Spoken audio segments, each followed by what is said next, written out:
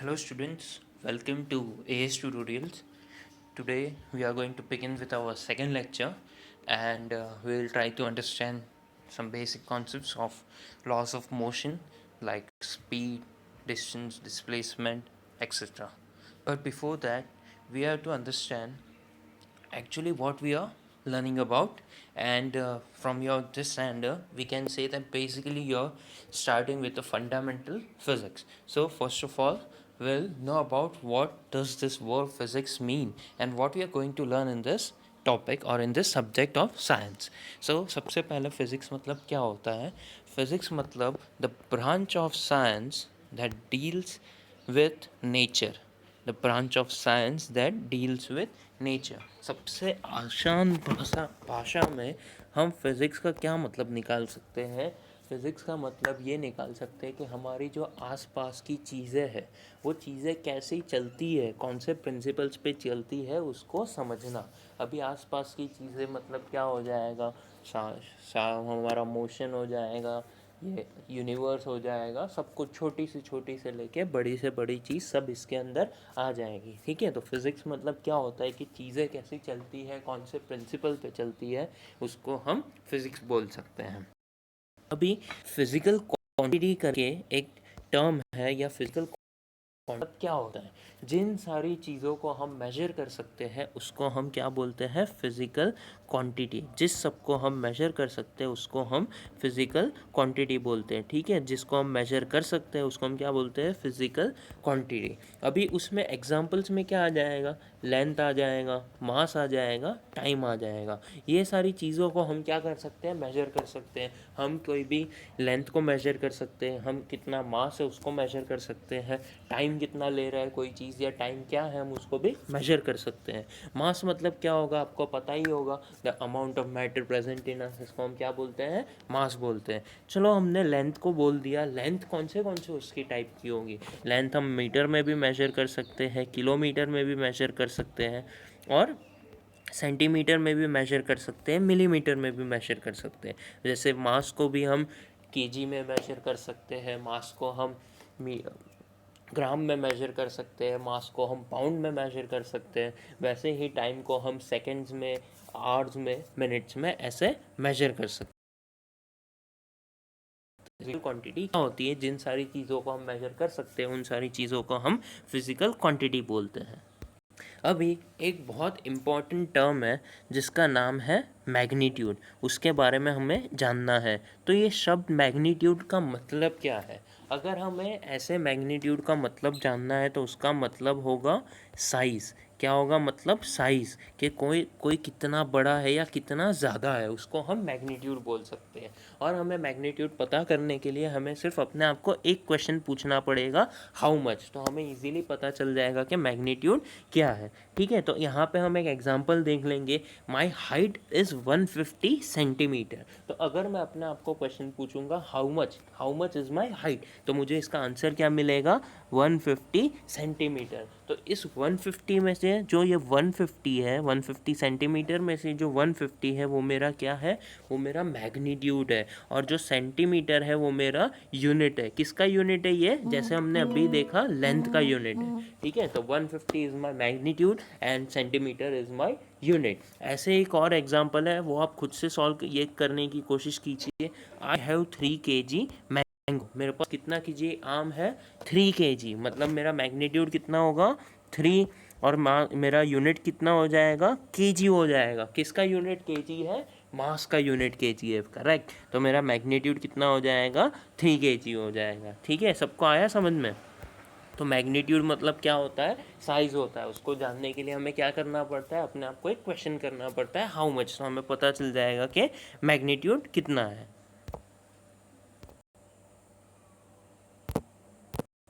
अब यहाँ पे हमारे पास दो तरीके की क्वांटिटीज़ होती है और उस क्वांटिटी को हमने डिवाइड किया है. मतलब हमारी जो फिज़िकल क्वांटिटीज़ है उसको हमने दो तरीके में डिवाइड किया है, जिसका नाम है स्केलर क्वांटिटी और वेक्टर क्वांटिटी. इन दोनों के बीच में एक छोटा सा डिफरेंस है, पर वो बहुत ज़्यादा इम्पॉर्टेंट है. और ये दोनों क्वांटिटी हमें बहुत ज़्यादा इम्पॉर्टेंट है, ये हमारे एग्ज़ाम में आता है। हमें difference between scalar and vector पूछ सकते हैं, which is scalar and which is vector quantity, ऐसा हमें क्वेश्चन भी आ सकता है। ठीक है, तो सबसे पहले हम जानेंगे कि स्केलर क्वांटिटी और वेक्टर क्वांटिटी होती क्या है।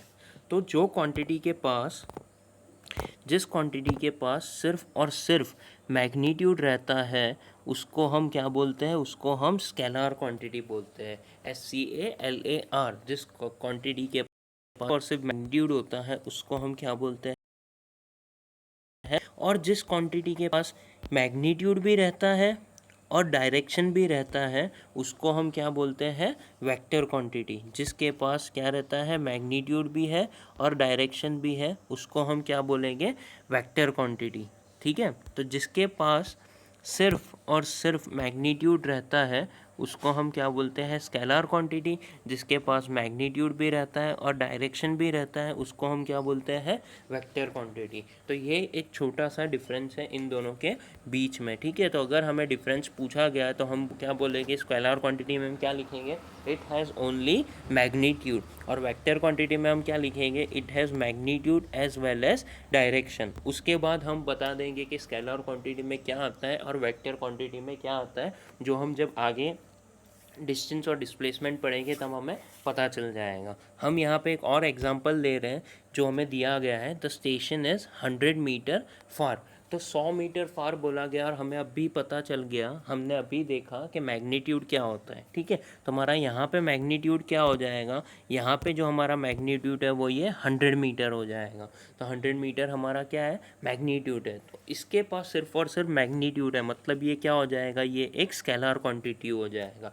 ठीक है, जिसके पास सिर्फ मैग्नीट्यूड रहता है उसको हम क्या बोलते हैं, स्केलर क्वांटिटी। अब यहाँ पे दूसरा एग्जांपल में दिया है, the station is 100 metre far in north direction. तो यहाँ पे इस एग्जांपल में हमको मैग्नीट्यूड भी दिया गया है और डायरेक्शन भी दिया गया है। जिसके पास मैग्नीट्यूड और डायरेक्शन दोनों रहता है उसको हम क्या बोलते हैं, वेक्टर क्वांटिटी बोलते हैं, उसको हम बोलते हैं वेक्टर क्वांटिटी। ठीक है, तो जिसके पास सिर्फ मैग्नीट्यूड मतलब स्केलर, जिसके पास मैग्नीट्यूड डायरेक्शन मतलब वेक्टर क्वांटिटी। अभी हम यूनिट्स पे जाएंगे। जैसे हमने पता चला कि जो फिज़िकल क्वांटिटी होती है जिसको हम मेजर कर सकते हैं, जैसे लेंथ हो गया, मास हो गया, टाइम हो गया, तो उनका यूनिट्स होता है। जैसे लेंथ को हम मीटर में मेजर कर सकते हैं, लेंथ को हम किलोमीटर में मेजर, लेंथ को हम सेंटीमीटर में भी मेजर कर। तो ये सब क्या होता है, यूनिट्स ऑफ लेंथ होता है। वैसे ही मास को हम केजी में भी मेजर कर सकते हैं, उसको हम ग्राम में भी मेजर कर सकते हैं, उसको हम पाउंड में भी मेजर कर सकते हैं, पाउंड भी आता है उसको हम पाउंड में भी मेजर कर सकते हैं। तो ये सारे अलग अलग टाइप के यूनिट्स हैं। पर समझो कि इंडिया में केजी में मेजर होता है और लंदन में पाउंड्स में मेजर होता है। तो इन दोनों के बीच का जो कन्वर्जन है वो सब बहुत ज़्यादा दिक्कत आ जाता है। और बहुत कभी कभी चीज़ें, समझो यहाँ पे किसी ने केजी में मेजर किया और वो वहाँ पे चला गया और कोई उसको पाउंड में मेजर कर रहा है, तो उन दोनों के बीच का डिफरेंस है वो गलत आ जाता है। इसके लिए ये सारी कन्फ्यूजन ना हो, इसके लिए हमने क्या बनाया है, यूनिट सिस्टम बनाया है। इसके लिए हमने यूनिट सिस्टम बनाया है। तो यूनिट सिस्टम भी अलग अलग टाइप के होते हैं, MKS होता है, CGS होता है, SI यूनिट होता है। हमें सिर्फ CGS और SI यूनिट के बारे में जानना है। तो CGS यूनिट क्या होता है ये हम जान लेंगे अभी। CGS यूनिट मतलब क्या होता है, CGS, C मतलब सेंटीमीटर होता है, G मतलब ग्राम होता है और S मतलब सेकंड होता है। ठीक है, तो CGS में C मतलब जो लेंथ होता है वो हमेशा हम सेंटीमीटर में मेजर करते हैं, जो मास होता है वो हमेशा हम ग्राम में मेजर करते हैं, और जो टाइम होता है हमेशा वो सेकंड में मेजर करते हैं। अगर हमें क्वेश्चन में ऐसा दिया गया है, लेंथ हमें मीटर में दिया गया है पर हमें बोला गया है कि आंसर हमें CGS यूनिट में लाना है, तो हमें इस मीटर को कन्वर्ट करना पड़ेगा सेंटीमीटर में। अगर हम मीटर को सेंटीमीटर में कन्वर्ट नहीं करेंगे तो हमारा आंसर क्या हो जाएगा, रॉन्ग हो जाएगा। वो कन्वर्शन जब हम न्यूमेरिकल्स करेंगे तब हम देख लेंगे। ठीक है, तो इस तरह ये जो CGS MKS वगैरह अलग अलग यूनिट्स होते हैं उन सबको भी आसान बनाने के लिए हमने एक और यूनिट सिस्टम लाया है जिसको हम SI यूनिट बोलते हैं, SI का मतलब क्या होता है, इंटरनेशनल सिस्टम ऑफ यूनिट्स होता है। क्या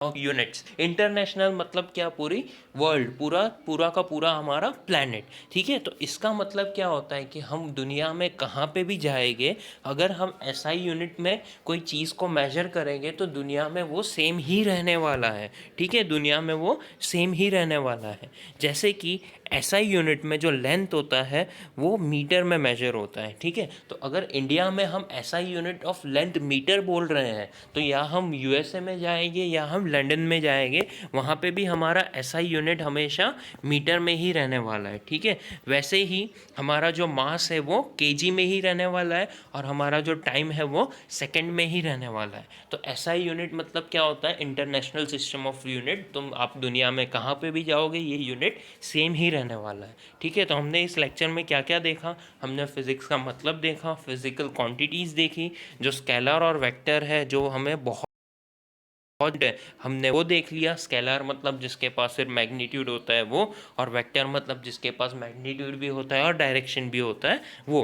फिर हमने क्या देखा, मैग्नीट्यूड मतलब क्या होता है, मैग्नीट्यूड मतलब आसान भाषा में साइज हो गया। उसको जानने के लिए हमें क्या करना पड़ेगा, हाउ मच अपने आप से पूछना पड़ेगा, ठीक है। उसके बाद हमने यूनिट देख लिया, unit of length, mass, second, time, ठीक है। ये सब यूनिट्स होते हैं। यूनिट सिस्टम अलग अलग तरीके के होते हैं, जिसमें हमें सिर्फ सीजीएस और एसआई यूनिट पढ़ने को है। सीजीएस मतलब क्या होता है, सी मतलब सेंटीमीटर, जी मतलब ग्राम, और एस मतलब सेकेंड होता है। और एसआई यूनिट मतलब क्या होता है, इंटरनेशनल सिस्टम ऑफ यूनिट होता है, जिसमें लेंथ जो है हमेशा मीटर में मेजर होती है, मास जो है हमेशा केजी में मेजर होता है, और टाइम हमेशा सेकंड में मेजर होता है, ठीक है।